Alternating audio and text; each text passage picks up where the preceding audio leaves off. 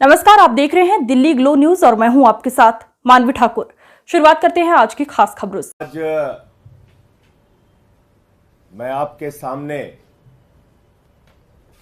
ये बताने के लिए आया हूं कि कैसे कुचक्र रचकर, कैसे दुर्भावनापूर्ण तरीके से साजिश रचकर इस देश के बेटे, दिल्ली के बेटे अरविंद केजरीवाल को गिरफ्तार किया गया है। और कितनी बड़ी साजिश है, इसका एक एक करके आपके सामने मैं खुलासा करूंगा। जो मुख्यमंत्री दिल्ली के 2 करोड़ लोगों की शिक्षा के लिए, स्वास्थ्य के लिए, बिजली के लिए, पानी के लिए, माताओं बहनों को बस की फ्री यात्रा देने के लिए काम कर रहा है, उस मुख्यमंत्री को जेल में डालने के पीछे कितनी गहरी और बड़ी साजिश रची गई है, इसका एक एक करके आपके सामने खुलासा करूंगा। और दूसरी बात, ये शराब घोटाला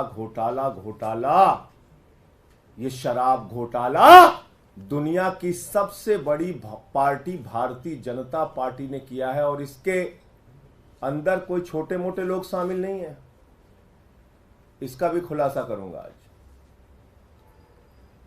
इसके अंदर कोई छोटे मोटे लोग शामिल नहीं हैं, भारतीय जनता पार्टी के शीर्ष नेतृत्व के लोग इसमें शामिल हैं।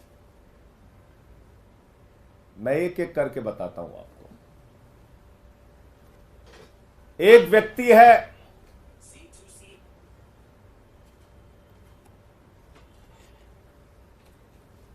मंगुंटा रेड्डी, जिसने कुल 7 बयान दिए, कुल 3 बयान दिए। उसके बेटे राघव मंगुंटा ने 7 बयान दिए, बाप बेटे ने मिला के 10 बयान दिए। और इस 10 बयान को पीछे जब उनसे पहले पूछा गया, 16 सितंबर को पूछा गया, ईडी के द्वारा पूछा गया कि क्या आप अरविंद केजरीवाल से मिले थे, जानते हैं, तो उसने उसी बात की सच्चाई को उजागर किया।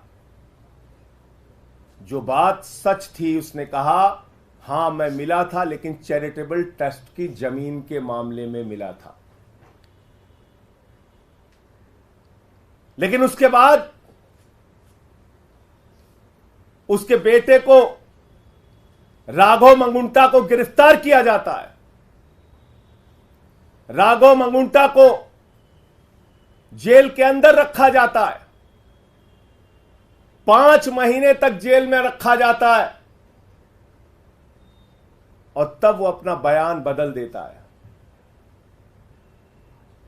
16 सितंबर पर पहली बार कार्रवाई होती है मंगुंटा रेड्डी सांसद पर, रेड होती है 16 सितंबर 2022 को, और 10 फरवरी तक लगातार उसको कहा जाता है बयान दो, बयान दो, बयान दो केजरीवाल के खिलाफ।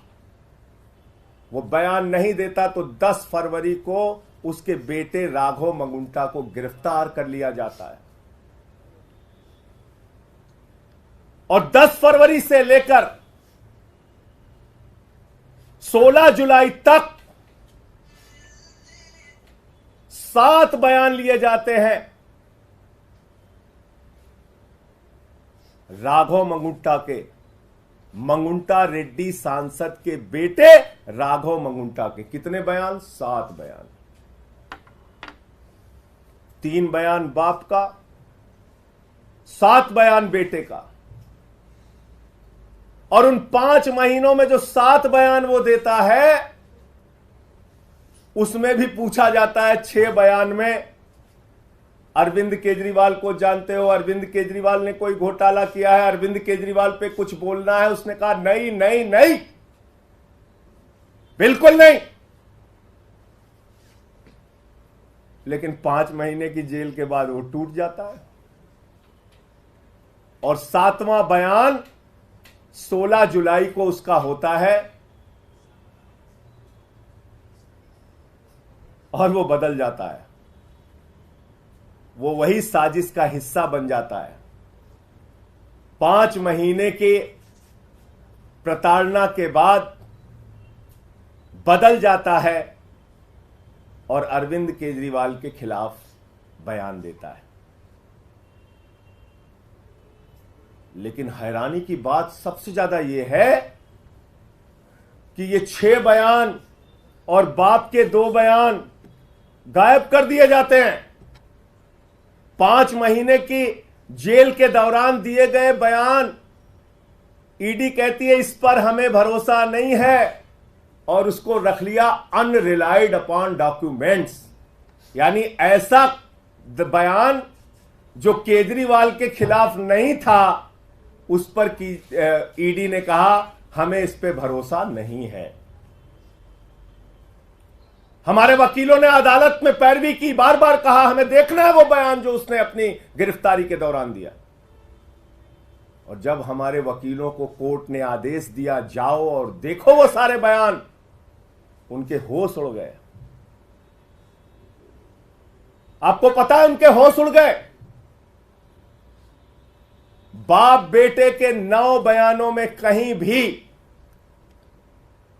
अरविंद केजरीवाल का जिक्र नहीं और बाद में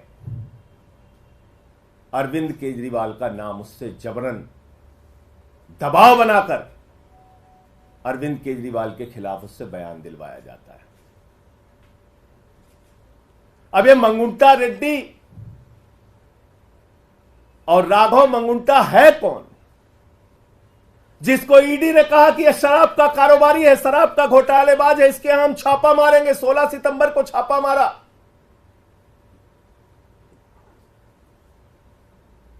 मैं चाहूंगा ये तस्वीर आप लोग जरूर ध्यान से देखिए। ये भारत के प्रधानमंत्री नरेंद्र मोदी जी के साथ गलबहियां करते हुए, उनसे मिलते हुए ये तस्वीर आप जरूर देखिए। ये है मंगुंटा रेड्डी सांसद, जिनकी तस्वीर है भारत के प्रधानमंत्री के साथ। यह है मंगुंटा रेड्डी जिनकी तस्वीर है भारत के प्रधानमंत्री के साथ। 16 जुलाई जब यह हमारे खिलाफ बयान देता है, अरविंद केजरीवाल और के खिलाफ बयान देता है, अरविंद केजरीवाल और आम आदमी पार्टी को खत्म करने की भाजपा की साजिश में शामिल हो जाता है, तो 18 जुलाई को इसकी बेल हो जाती है। 18 जुलाई को इसकी जमानत हो जाती है। आप समझ पा रहे हैं इतनी बड़ी साजिश। एक आदमी जिसको खुद ईडी कह रही है ये शराब का घोटालेबाज है, शराब का घोटालेबाज है, उसका क्या रिश्ता है भारत के प्रधानमंत्री के साथ? और इतना ही नहीं, आज की तारीख में वो टीडीपी से चुनाव लड़ रहा है और भारत के प्रधानमंत्री की तस्वीर लगाकर जनता से वोट मांग रहा है। मैं चाहता हूं वो भी आप दिखाइए। ये देखिए आप, इसको टीडीपी का टिकट मिला हुआ है, भारत के प्रधानमंत्री की तस्वीर लगाकर वोट मांग रहा है।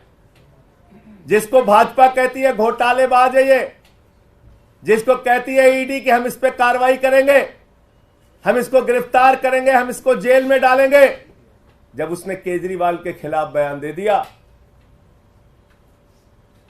तो वो नरेंद्र मोदी जी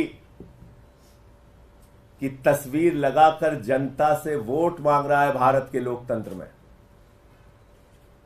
यह इस केस की सच्चाई देश के लोगों जान लो। आपके नेता अरविंद केजरीवाल के खिलाफ जो व्यक्ति बयान देता है यह है, और जो बयान छिपा लिया जाता है ईडी के द्वारा हमारे वकीलों के दबाव में, कोर्ट के आदेश के बाद जब वो बयान देखते हैं जाकर ईडी के दफ्तर पर, जिसको अनरिलाइड डॉक्यूमेंट में ईडी ने रखा है, यानी कि ऐसा डॉक्यूमेंट जिस पे भरोसा नहीं है, शुरुआती सारे बयान जिस पे भरोसा नहीं है, वो बयान जो उसने सही सही बताया था उस पर कह दिया हम इस पे भरोसा नहीं, उसको छुपा लिया। बोले छुप जाओ बेटा। अब इसमें एक और ये है मंगुंटा रेड्डी सांसद, और यह है भारत के प्रधानमंत्री के साथ उनकी तस्वीर, और यह है वो चुनाव प्रचार कर रहा है, टीडीपी से चुनाव लड़ रहा है, और यह है भारत का प्रधानमंत्री। इस फोटो में सबसे ऊपर उनकी तस्वीर है। वोट मांग रहे हैं कि मोदी जी के नाम पे हमको वोट दे दीजिए।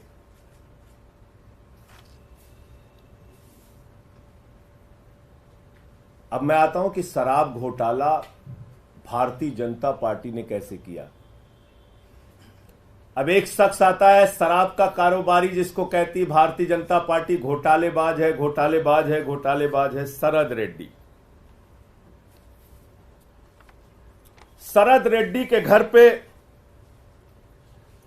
9 नवंबर को छापा होता है 2022 में। 9 नवंबर 2022 को छापा होता है, और 9 नवंबर 2000 छापे के बाद इससे पूछा जाता है केजरीवाल जी के बारे में। ये साफ साफ मना कर देता है, कहता है मैं अरविंद केजरीवाल को जानता ही नहीं, उनसे मिला नहीं, उनसे मेरा कोई लेना देना नहीं। और इसके कुल 12 बयान होते हैं, 12 बयान।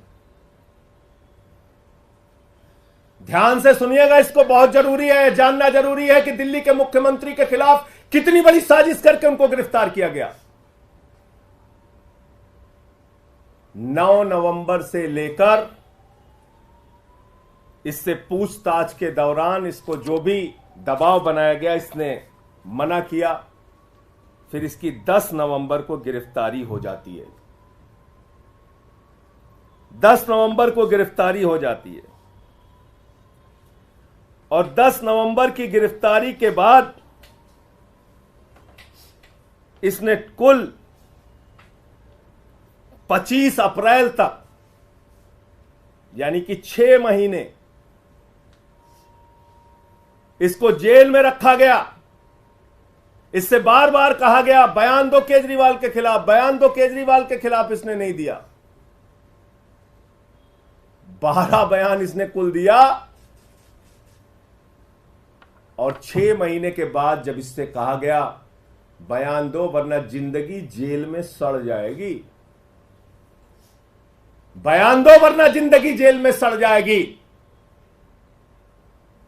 अब वो कोई संजय सिंह तो है नहीं, वो शरद रेड्डी है, टूट गया।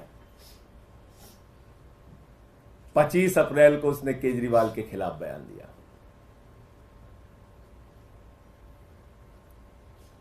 अब हमारे वकील फिर परेशान हुए कि जिस व्यक्ति ने केजरीवाल के खिलाफ बयान दिया है, उसके 10 बयान को अनरिलाइड डॉक्यूमेंट में ईडी ने क्यों डाल दिया। उन्होंने फिर कोर्ट में एप्लीकेशन लगाई, जांच के आदेश मिले। हमारे वकील गए, उन्होंने देखा, ईडी के दफ्तर में जांच के आदेश मिले, वकील गए, उन्होंने देखा, सारे 10 के 10 बयान पढ़े, वकीलों के होश उड़ गए। 10 बयानों में केजरीवाल का नाम नहीं, और 10 बयान जो केजरीवाल का के खिलाफ नहीं थे, उस पे ईडी ने कहा इस पे भरोसा नहीं, भरोसा नहीं, भरोसा नहीं। और जैसे ही उसने 25 अप्रैल को अरविंद केजरीवाल के खिलाफ बयान दिया, उसकी बेल हो जाती है, उसकी बेल हो जाती है। अब ये शरद रेड्डी, जिसको भारतीय जनता पार्टी कहती है ये शराब का घोटालेबाज है, ये शरद रेड्डी जिसको भारतीय जनता पार्टी कहती है शराब का बहुत बड़ा घोटालेबाज व्यक्ति है, ईडी कहती है शराब का घोटालेबाज है, उसको गिरफ्तार करती है, 6 महीने जेल में रखती है, केजरीवाल के खिलाफ बयान लेने के लिए बार बार कहती है, 10 बार वो कहता नहीं नहीं नहीं, केजरीवाल से कोई मतलब और रिश्ता नहीं। 10 बयान के बाद जब टूट गया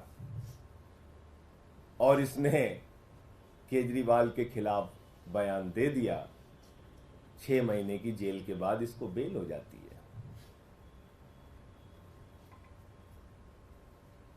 ये शरद रेड्डी कौन है? असली घोटाला शुरू हुआ ईडी के जांच के बाद। भारतीय जनता पार्टी का शराब घोटाला, और पहली पेशगी और नजराना भाजपाइयों को कब पहुंचा? 5 करोड़ रुपए का 15 नवंबर को पहली पेशगी और नजराना 5 करोड़ का पहुंचा, और कुल 55 करोड़ रुपए की रिश्वत, जिसको किंग पिन बताते थे, किंग पिन शरद रेड्डी,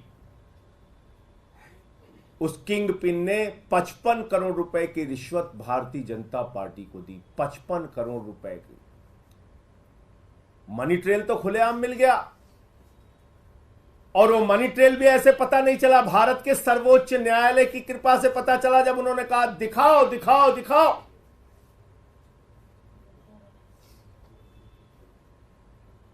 तो 21 मार्च को शाम को 6:50 पे मजबूरी में सारे डिटेल डालने पड़े वेबसाइट पे, बताना पड़ा कि ये शरद रेड्डी है शराब का घोटालेबाज, किंग पिन जिसको कह रही थी ईडी।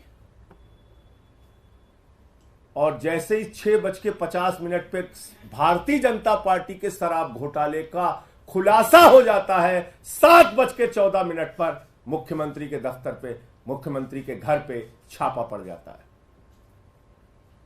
क्योंकि आप मीडिया में चर्चा करते हैं, आम आदमी पार्टी मुद्दा उठाती कि भाई शराब का घोटाला तो बीजेपी ने किया है। 21 मार्च को शाम को 6:50 पे इसका खुलासा हो जाता है।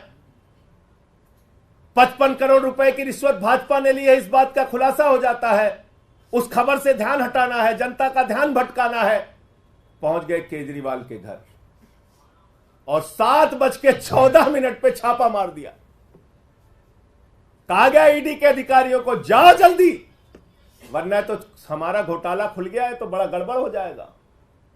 और 2.5 घंटे की पूछताछ में जो 10 सम्मन दे रही थी ईडी, और हम कह रहे थे आम आदमी पार्टी को एक खत्म करना चाहते हैं, अरविंद केजरीवाल को गिरफ्तार करना चाहते हैं, वो बात सच निकली और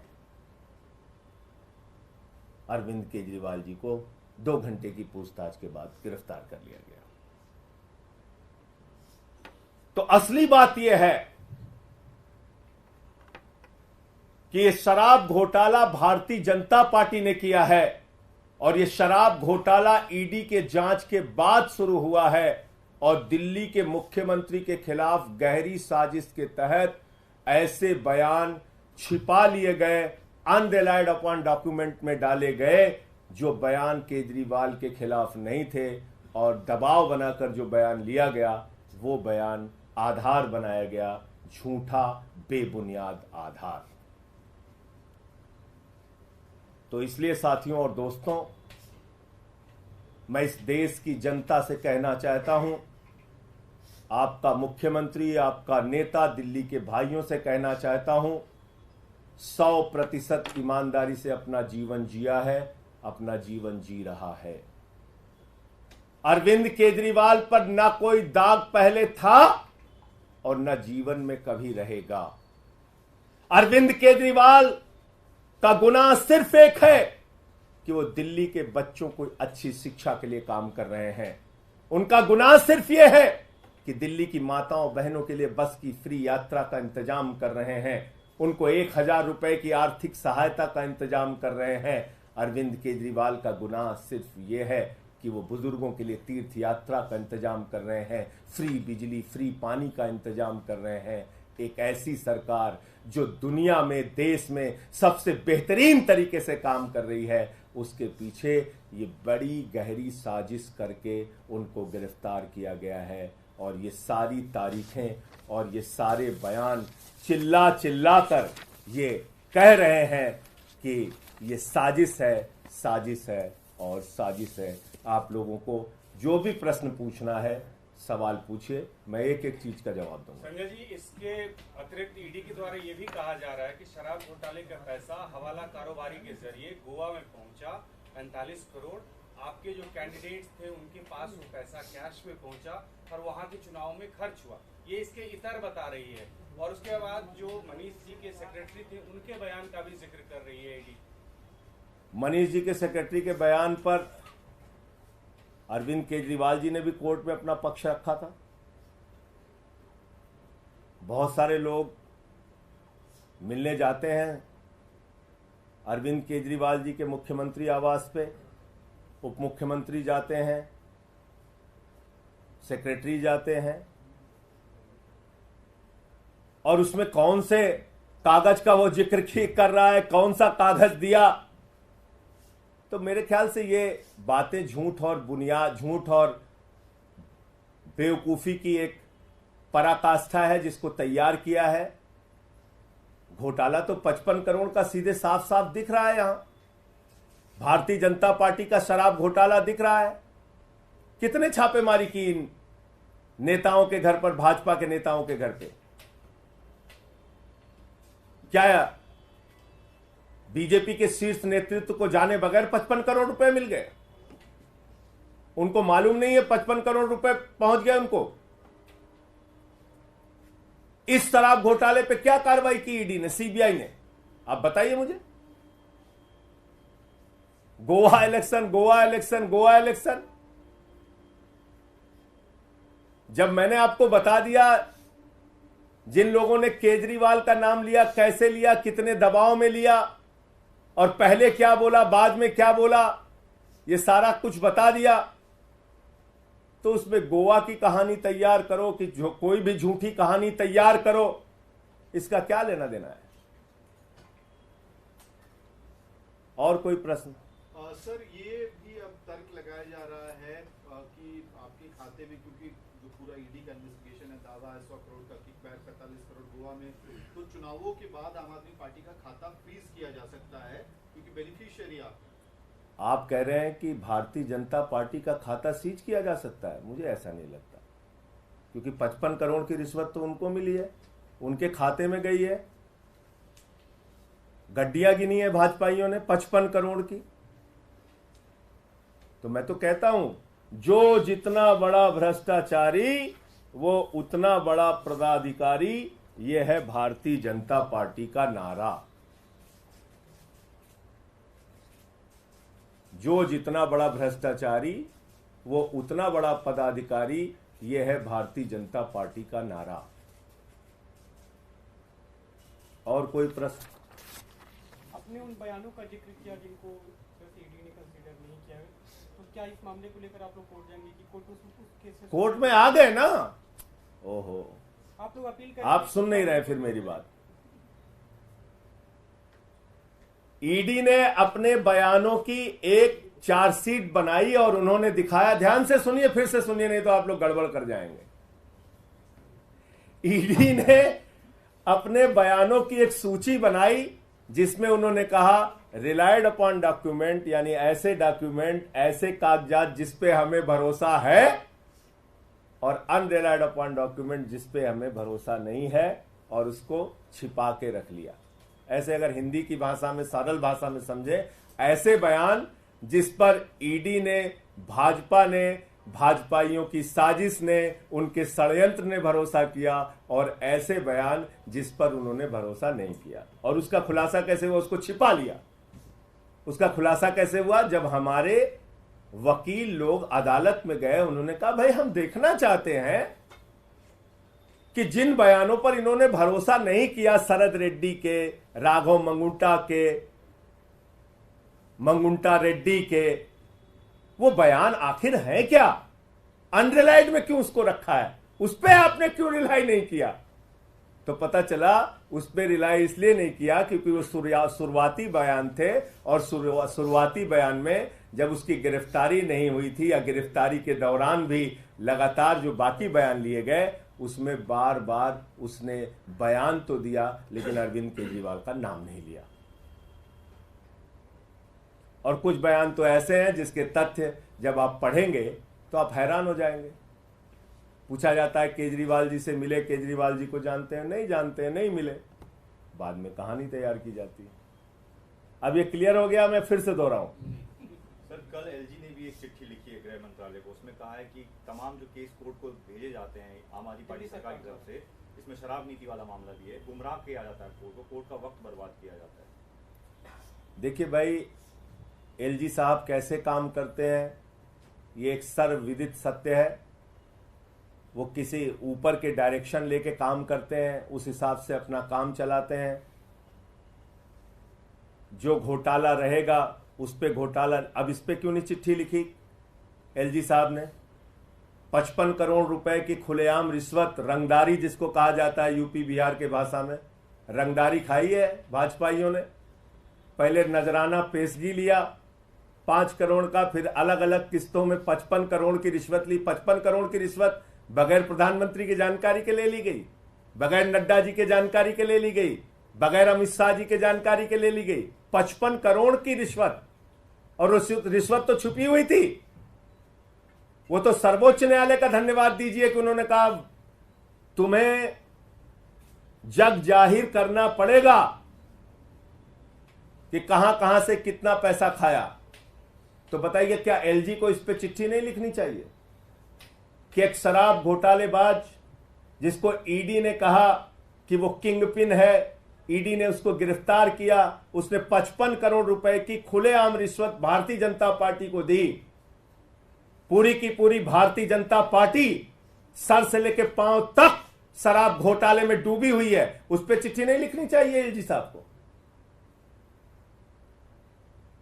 तो मैंने तो बता दिया अब आपको, इसमें कुछ डाउट तो बचा नहीं कि कितनी गहरी साजिश रची गई। और सवाल हो बताइए। इससे थोड़ा हटके कल देखा गया था कि सुनीता केजरीवाल जब पीसी कर रही थी तो 3 फोटोज लगे हुए थे भगत सिंह, बाबा साहेब अम्बेडकर के साथ केजरीवाल।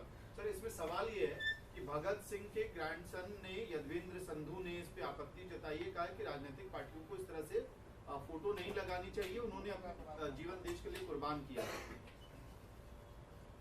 तो आप कह रहे हैं कि भारतीय जनता पार्टी का कोई नेता हो या देश का कोई भी नेता हो, मैं अपनी फोटो क्या देश के महापुरुषों के साथ नहीं लगा सकता? क्या देश बाबा साहब डॉक्टर भीमराव अंबेडकर जी के साथ, शहीद आजम भगत सिंह जी के साथ आप लोगों की फोटोएं नहीं होती हैं? लोग तो जाके शहीद आजम भगत सिंह की जहां तस्वीर देख लेते हैं वहां सेल्फी लेते हैं, उनके स्टैचू पे जाके सेल्फी लेते हैं, उनके साथ फोटो डालते हैं, नेताजी सुभाष चंद्र बोस के साथ फोटो डालते हैं, बाबा साहब के साथ फोटो डालते हैं।